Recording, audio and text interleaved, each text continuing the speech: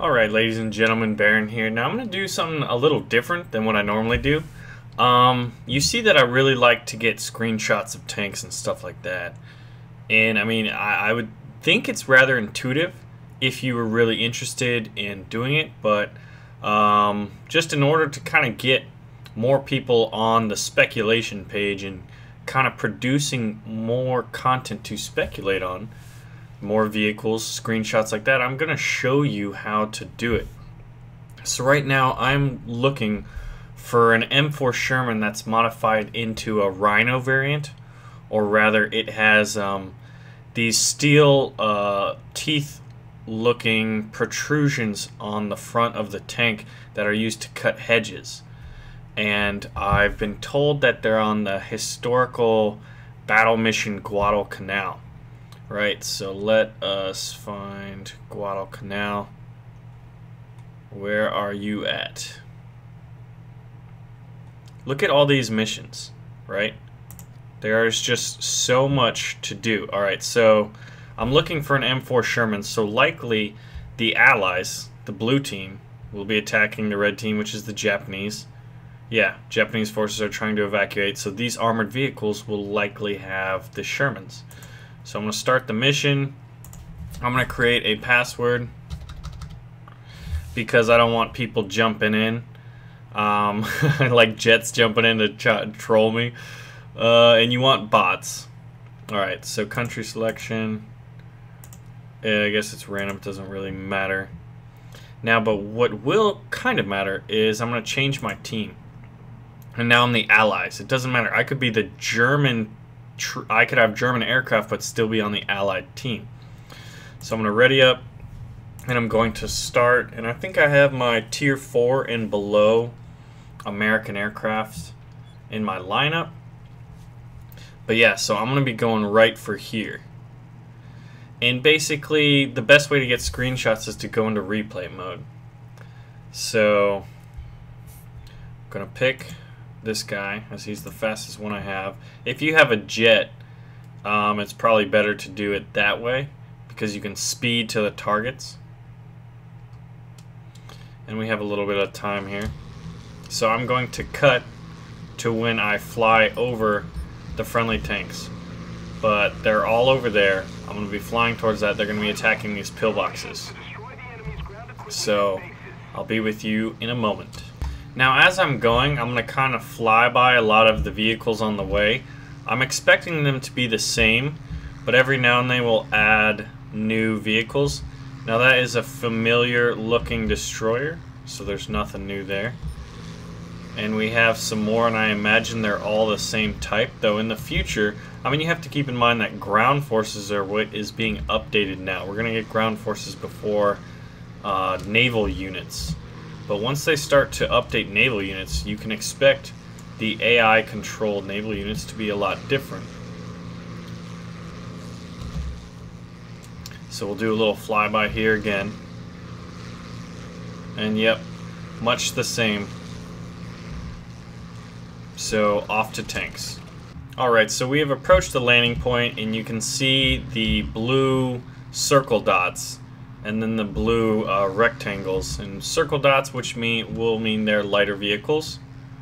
And a lot of cases you can see that smoke trail behind it. Now I'm going to shoot because in replay it kind of helps me to identify what I'm looking at. Oh, those look like exactly what I imagine they are. Now I'm going to do a quick flyby of these pillboxes. I don't think there are any other Japanese. AAA, light artillery, nothing, no vehicles, and that is what we're looking for.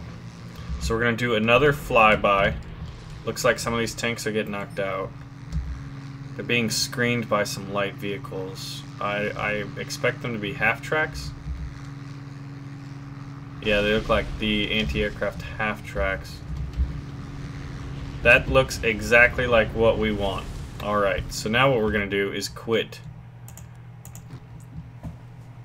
And we're going to go into replay. And look at that poor Kitty Hawk. Alright, so we're at the main menu. We're going to go to replays. And then we're going to go to our first dogfight operation, Guadalcanal. That was our most recent one. That was what we just did. So we're going to view the replay. Alright, so the replay just started, and you can see I kind of have a little bit of free control over my aircraft, but it'll take a little time for it to get over there, unless you fast forward it. So I'm going to shift, and I'm going to hit the right arrow button, and the fastest you can go is 8 times, which is pretty good. So there's us flying over the destroyers, taking a closer look, because you never know when you're going to find something new. And now we are approaching. Alright, so I can see the smoke trails. So I'm going to cut time, and then I'm going to press Control F5, which gives me free camera control. And I'm going to take over control. And I'm going to take a look at this, and this is the Quad 50 half-track with the face on it. Looks pretty sweet. The level of detail, you can see some. They're not, you wouldn't call them jerry cans, but you see the little gasoline cans right there. The 50s actually look like they have more detail than they used to. Is that just me? So the controls are a little wonky in my experience. Like, I'm sure Fly and all of his cinematic, experience has mastered that, but the level of detail on those 50s is rather impressive, so you could snap a screenshot right there. But what I'm looking for is the M4 Sherman with the Rhino modification, basically just meaning it's got hedge clippers on them. And there we go. There are the hedge clippers on the M4 Sherman. Check that out. Look at the level of detail on this tank. And I'm going to snap this picture. And then I'm maybe look to get other views, or maybe find another vehicle that has a backdrop on, like these palm trees, for example. Like, he actually looks like he's going right at these palm trees. So my wonkiness, pardon my maneuvering, but I'm not the pro at maneuvering it. So this guy looks like he is about to take out. Now I have that little graphical glitch kind of thing. The tracks are white, and I'm not really sure what that's about. If you are familiar, let me know. It could just be, graphical glitch. But basically, this guy looks like he's about to take down that tree, and he could do it without the hedge clippers. They're used for basically. They were developed by the Americans after the invasion of D-Day, and I probably already talked about it, so I won't really get into detail about it. But they're not really meant for trees, but that tank is heavy enough to knock down the tree. So pretty cool. This is how I get my screenshots, and yeah, it does take a little while to kind of line it up, but rather awesome. So I'm Baron, and as always, thanks for watching. And get me some tank screenshots. Let's start that speculation. Look at that bad boy. What a gorgeous freaking tank. I mean, jeez. It's just so impressive. It's so impressive. I'm going to take another screenshot. And there we go. And this gun was equipped on the Panzer III's. The variants A through G, so there was a lot of them operating this gun.